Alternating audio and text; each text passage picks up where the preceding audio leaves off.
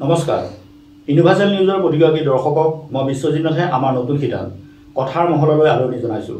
প্ৰিয় দৰ্শক, আমি আমাৰ এই শিতানত একোজন বিশেষ ব্যক্তিক পৰিচয় কৰি দি তেখেতৰ জীৱনৰ ইটো সিটো বহুতো কথাৰ জনাৰ প্ৰয়াস কৰিম।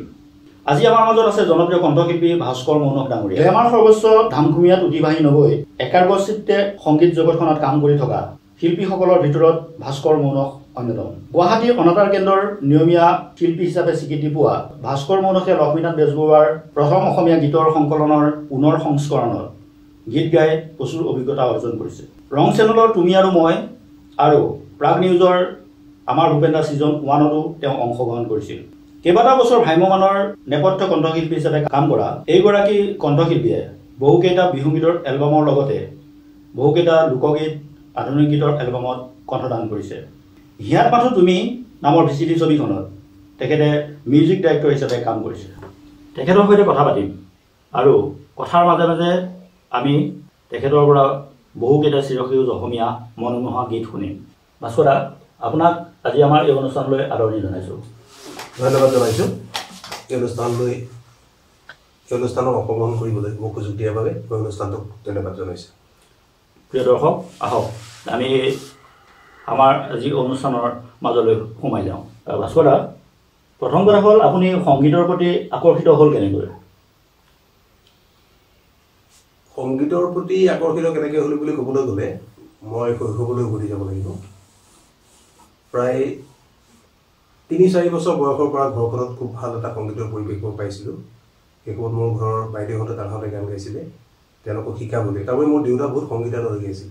দেউতাৰ প্ৰিয় ছাত্ৰ নিৰঞ্জন খনিকৰ, প্ৰবীণ বৰা, জ্যোতিৰঞ্জন নাথ, কৃষ্ণ বৰা, এইসকল সেই সময়ৰ বিহগুৰিৰ সংগীতৰ যিখন সমাজ বা ক্ষেত্ৰ, সেই ক্ষেত্ৰখনক যথেষ্ট অৱদান যোগাই থকা ব্যক্তি আছিল।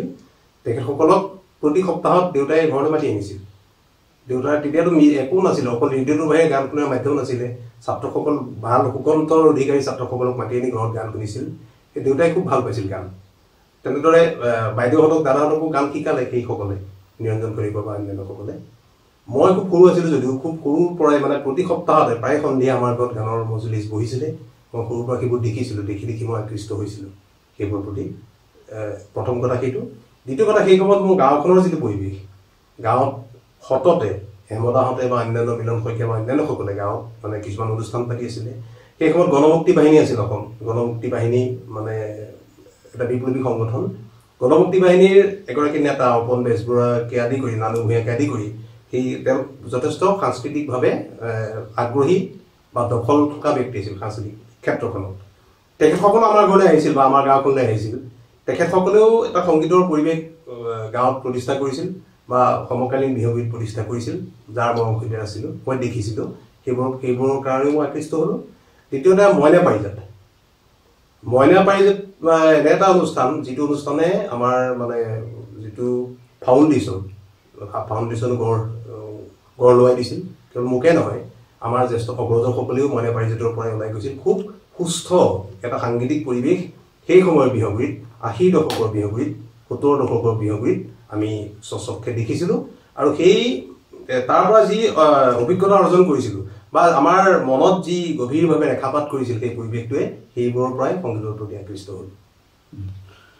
ঠিক আছে, আমি কথা পাতি থাকিম। এতিয়া আপোনাৰ কণ্ঠত এতিয়া আমি গীত শুনিব বিচাৰিছোঁ।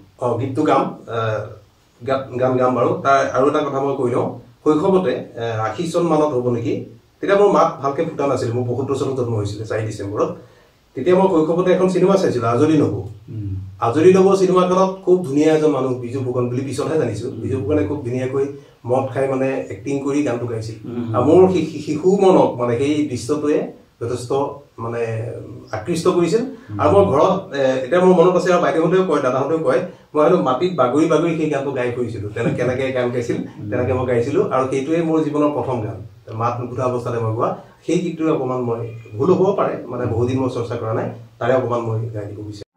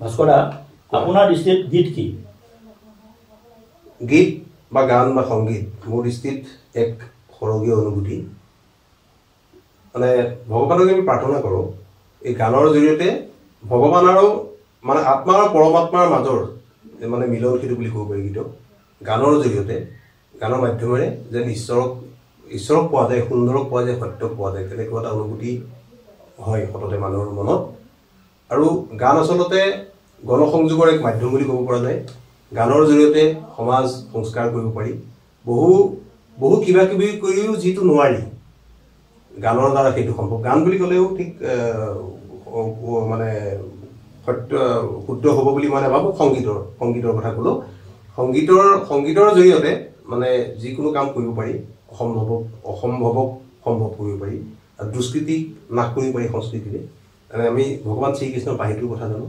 বাঁহীটোৰে গোটেই মহামিলনৰ সেইটো কৰিছিল ভগৱান শ্ৰীকৃষ্ণ সেয়া আমাৰ কাৰণে এটা মেছেজ ঠিক তেনেকৈ মহাপুৰুষজনাই আমাৰ গুৰুজনাই সংগীতৰ জৰিয়তে নাটকৰ জৰিয়তে মানে গোটেই অসমীয়া জাতিটোক একত্ৰিত কৰিবলৈ চেষ্টা কৰিছিল আমাৰ জ্যোতিপ্ৰসাদ আগৰৱালা বিষ্ণুপ্ৰসাদ ৰাভা সুধাকান্ত ডক্টৰ ভূপেন হাজৰিকা আমাৰ জাতিটোৰ যিসকল মহানায়ক সকলোৱে সংগীত বা সুকুমাৰ কলাৰ মাধ্যমেৰেই বা সাহিত্যৰ মাধ্যমেৰেই মানে সমাজক একত্ৰিত কৰাৰ চেষ্টা কৰিছিল গতিকে মোৰ দৃষ্টিত মানে এক কথাত ক'বলৈ গ'লে সংগীত হ'ল বা গান হ'ল মানে সমাজ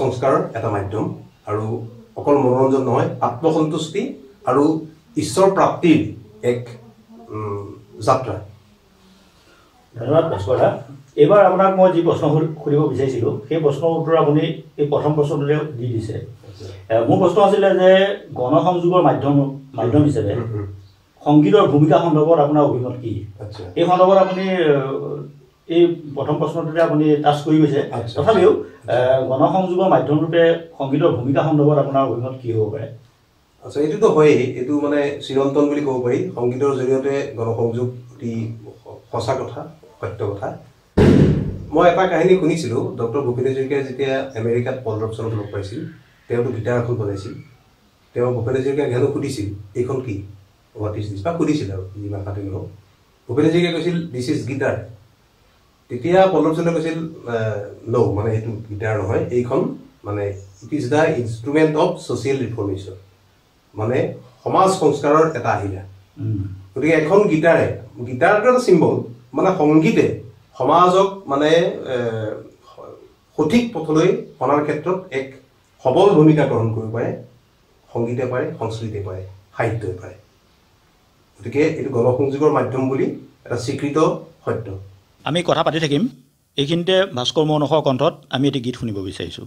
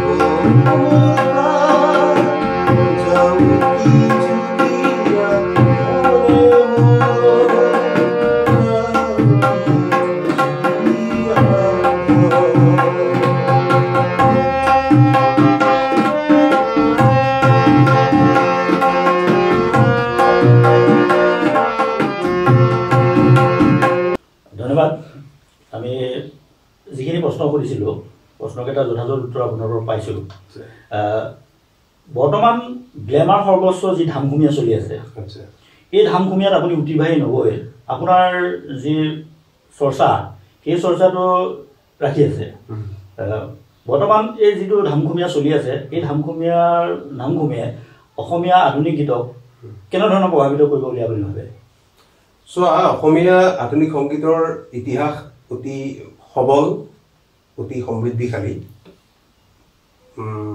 অসমৰ মাটিত যি মানে সুৰৰ যি আকৰ আছে তাৰ পৰা সুৰ বুটলি মানে মহান অসমীয়াসকলৰ মানে ভাল ভাল শব্দৰে যি সংগীতৰ সৃষ্টি হৈছিল সেই সংগীতেৰে অসমীয়া আধুনিক সংগীতক মহিয়ান কৰিছিল ৰূপকোঁৱৰৰ কথাই কোৱা কলাগুৰুৰ কথাই কোৱা সুধাকান্তৰ কথাই কোৱা কেশৱ পন্তৰ কথাই কোৱা আজিৰ প্ৰজন্মৰ জুবিন গাৰ্গৰো বহুত ভাল গান আছে তেনেদৰে আৰু বহুত নমজ মই এই মুহূৰ্তত নাম ল'বলৈ অসুবিধা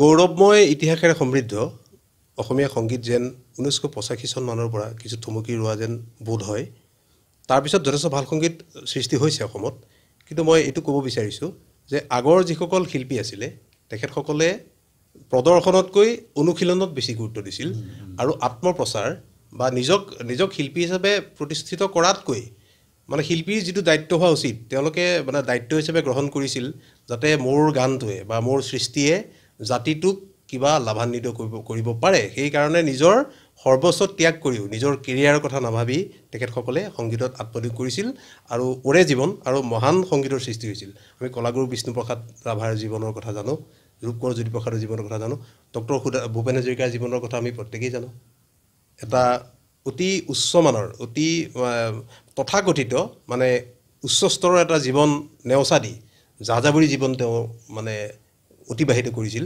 জাতিটোক ভাল পায় কাৰণে সংগীতক ভাল পায় কাৰণে আৰু সংগীত মানুহৰ বাবে এই ধাৰণাটো তেখেতৰ মনত আছিলে সেইকাৰণে মানুহৰ কাৰণে গোটেই জীৱন কাম কৰিলে সংগীতৰ জৰিয়তে তেখেতে গ্লেমাৰ বিচৰা নাছিল গ্লেমাৰ বিচাৰিলে নাহে গ্লেমাৰ হৈ যায় দেই মই ভাবোঁ আৰু দায়িত্ব এজন গায়কৰ বা এগৰাকী শিল্পীৰ দায়িত্ব মানে নিজক প্ৰতিষ্ঠিত কৰা নহয় মই জাতিটোৱে মোক কি দিলে মোক কিমান গ্লেমাৰ দিলে কিমান ধন্যবাদ দিলে কিমান মোক পুৰস্কাৰ দিলে সেইটো নহয় মই জাতিক কি দিলোঁ জীৱনৰ উদ্দেশ্যই সেইটো হোৱা উচিত নিজে জীৱন জন্ম লৈছোঁ আৰু জাতিটোক কি দিলোঁ সমাজক কি দিলোঁ ঘৰখনক কি দিলোঁ সেইটোহে দায়িত্ব হোৱা উচিত তেনে মানসিকতাৰে কাম কৰিলে এই একমাত্ৰ প্ৰচাৰ লাগিব একমাত্ৰ প্ৰচাৰকে বেছি গুৰুত্ব দিয়াৰ কথাটো মানে বৰ ভাল লক্ষণ নহয় যথেষ্ট প্ৰতিভাশালী নতুন প্ৰজন্মৰ প্ৰতি মোৰ সেইটোৱে অনুৰোধ তেখেতসকলৰ প্ৰচাৰ লাগিবই কিন্তু প্ৰচাৰৰ লগতে দায়বদ্ধতাটো যেন সকলোৱে স্বীকাৰ কৰি এই সেৱাত আগবাঢ়ি যায় তেতিয়া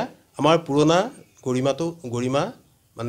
গৰিমা পুনৰুদ্ধাৰ হ'ব বুলি মোৰ ভাৱ হয় আমি কথা পাতি থাকিম এইখিনিতে ভাস্কৰ মৌনসৰ কণ্ঠত আমি এটি গীত শুনিব বিচাৰিছোঁ সম্পূৰ্ণ ঘৰুৱা পৰিৱেশত আমি গানৰ চৰ্চা কৰিছোঁ।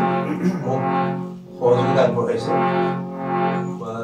মোৰ অতি শ্ৰদ্ধাৰ আমাৰ এই অঞ্চলৰ এগৰাকী অতি সন্মানীয় ব্যক্তি, লোকগীতত বা লোকসংগীতত দখল থকা এগৰাকী শ্ৰদ্ধেয় ব্যক্তি শ্ৰদ্ধাৰ ভূপেন্দাই সদায়ৰ দৰে সদায় সহায় কৰে, আজিও সহায় কৰিছে। আৰু ভূপেন্দাক মই শ্ৰদ্ধা জনাইছোঁ এই মুহূৰ্তত। আৰু ভূপেন্দাৰ সাংস্কৃতিক যাত্ৰাৰ উত্তৰণ কামনা কৰিছোঁ। যি নহওক এটা বেলেগ জ্ঞান গাব গৈছে।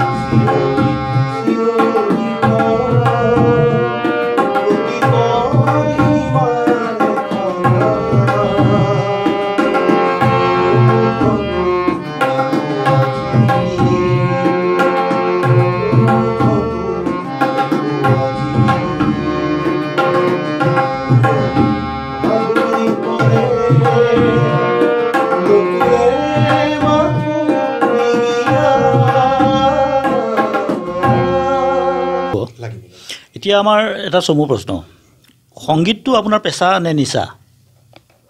সংগীত সঁচা কথা ক'বলৈ সংগীত মোৰ নিচা। মই সংগীত খুবেই ভাল পাওঁ। মই কৈছোঁৱেই, মই মাত নুফুটাৰ পৰা সংগীত শুনি বাগৰি বাগৰি গাবলৈ চেষ্টা কৰিছিলোঁ। মানে এইটো কথা নাই মই যে প্ৰতিষ্ঠিত হ'ব লাগিব তেনে কোনো কথা নাই। মোৰ দায়িত্ব গান ভাল পাওঁ, মই গান গাই যাম, গোটেই জীৱনটো গাই যাম। মই যিমান পাৰোঁ মানে অসমীয়া সংগীতলৈ অৰিহণা জগাবলৈ সাধ্যানুসাৰে চেষ্টা কৰি যাম আৰু কোনো বিনিময় নিবিচৰাকৈ। আৰু গতিকে মোৰ যি পাব লগা আছে যিমানৰ উপযুক্ত সিমানখিনি মই এতিয়া পাইছোঁ বা পাম যিমানখিনি, কিন্তু মই সেইটো মোৰ উদ্দেশ্য নহয়। কিন্তু বাধ্যত পৰি এতিয়া মোৰ সংগীতটো মানে প্ৰফেশ্যনো হ'বলৈ ধৰিছে। উপায় নাই, লকডাউনৰ কথা সকলোৱে জানে আৰু বিভিন্ন কাৰণত এতিয়া ঘৰ সংসাৰ বিভিন্ন দায়িত্ব আহি পৰাৰ কাৰণে মানে যদিও পেচা যদিও খুব হেৰি আৰু মানে কোনো বিশেষ ধৰণৰ আমনি নথকা এটা মানে পেচা বুলি কৈছোঁ। মানে অকল মানে পইচাটোকে গুৰুত্ব দি গান গোৱা নহয়, কিন্তু গানৰ বিনিময়ত কিবা এটা বিচৰা হয় আজিকালি। বহু সময়লৈকে কিন্তু বিচৰা নাছিলোঁ দেই। মই তোমাৰ থিয়েটাৰত গৈছিলোঁ, ভ্ৰাম্যমানত গৈছিলোঁ 2001 চনত। তাৰ আগলৈকে বহু জেগাতেই গান গালোঁ, কোনো পাৰিশ্ৰমিক নোলোৱাকৈ। এতিয়া বয়সো হ'ল, এতিয়া কিছু পইচাৰ আৱশ্যক, সেইকাৰণে বাধ্যত পৰি এটা পেশালৈ পৰিৱৰ্তিত হৈছে। কিন্তু এইখিনিতে মই ক্ষমা বিচাৰিছোঁ। মই মানে সংগীত শিল্পী হিচাপে যিমানখিনি ৰাইজক দিব লাগিছিল দিব পৰা নাই, কিন্তু মই আজীৱন চেষ্টা কৰি যাম দিবলৈ। আজৰি সময়ত কি কৰি ভাল পায়? আজৰি সময়ত মই পেপাৰ পঢ়ি ভাল পাওঁ আৰু মোৰ ল'ৰা দুটা আছে, ল'ৰা দুটাৰ লগতো অলপ সময় কটাওঁ। তাৰপিছত আৰু গাড়ী লৈ বহুত দূৰে ফুৰিবলৈ যাবলৈ মই ভাল পাওঁ। বিশেষকৈ জংঘল এইবোৰ চাই মই ভাল পাওঁ। আৰু টিভি চাই ভাল পাওঁ। ক্ৰিকেট খেল মোৰ প্ৰিয়, ক্ৰিকেট খেল চাই ভাল পাওঁ। আৰু সমাজৰ কাম বিভিন্ন অনুষ্ঠানৰ লগত জড়িত হৈ মই ভাল পাওঁ। বহুত অনুষ্ঠানৰ লগত জড়িত, কিন্তু সময় হয়তো মই দিব পৰা নাই সকলোতে। কিন্তু মই খুব ভাল পাওঁ অনুষ্ঠানবোৰ, সভা সমিতি খুব ভাল পাওঁ। প্ৰিয় দৰ্শক, সেয়া আছিল জনপ্ৰিয় কণ্ঠশিল্পী ভাস্কৰ মৌনক ডাঙৰীয়া। আমি তেখেতৰ লগত কথা পাতিলোঁ, তেখেতৰ পৰা বহুকেইটা গীত শুনিলোঁ। আমি পৰৱৰ্তী সময়ত আমাৰ যি অনুষ্ঠান কথাৰ মহলা, এই শিতানত পৰৱৰ্তী আৰু এজন শিল্পীক আপোনালোকৰ সন্মুখত পৰিচয় কৰি দিম। আজি আমাৰ এই অনুষ্ঠান ইমানতে সামৰণি পেলাইছোঁ। ধন্যবাদ।